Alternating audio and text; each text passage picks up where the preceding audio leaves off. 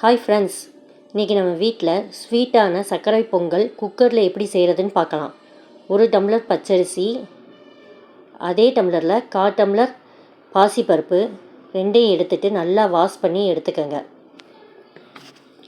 இதில் 4 டம்ளர் தண்ணி ஊற்றணும். ஆனால் நான் அதில் 3 டம்ளர் தண்ணியும் 1 டம்ளர் பாலும் சேர்த்துக்கிறேன். ஏன்னா பால் சேர்க்குறோம்னா ஸ்மூத்தாகவும் டேஸ்ட்டாகவும் இருக்கும். 2 பிஞ்ச் உப்பு நல்லா சேர்த்து மிக்ஸ் பண்ணி விட்டுக்கோங்க.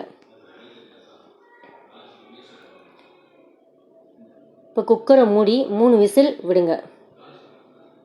சூடான கடாயில் 2 பங்கு வெல்லம், 1 பங்கு தண்ணி சேர்த்து நல்லா கொதிக்க விடுங்க. வெல்லம் கரைஞ்சா போதும், பாகு பதம் கணக்கில்லை. இதை நல்லா வடிகட்டி எடுத்து வச்சுருங்க. விசில் அடங்கினோடனே பொங்கலை அடுப்பில் வச்சு நல்லா கொலைய கிண்டி விடுங்க. நல்லா மசிச்சு விடுங்க. இப்போ நம்ம வடிகட்டி வச்ச வெல்லத்தை சேர்த்துக்கங்க. நல்லா மிக்ஸ் பண்ணி விடுங்க.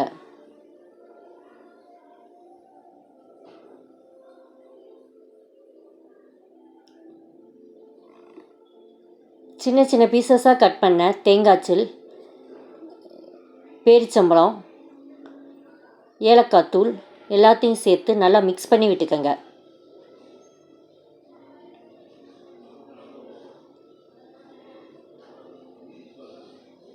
சூடான கடாயில் 2 ஸ்பூன் நெய் சேர்த்துட்டு முந்திரி, உலர் திராட்சை ரெண்டையும் நல்லா வறுத்துக்கங்க.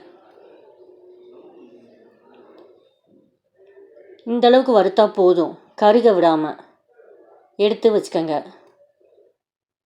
உலர் திராட்சை, முந்திரி எல்லாத்தையும் நல்லா மிக்ஸ் பண்ணி விட்டுக்கோங்க.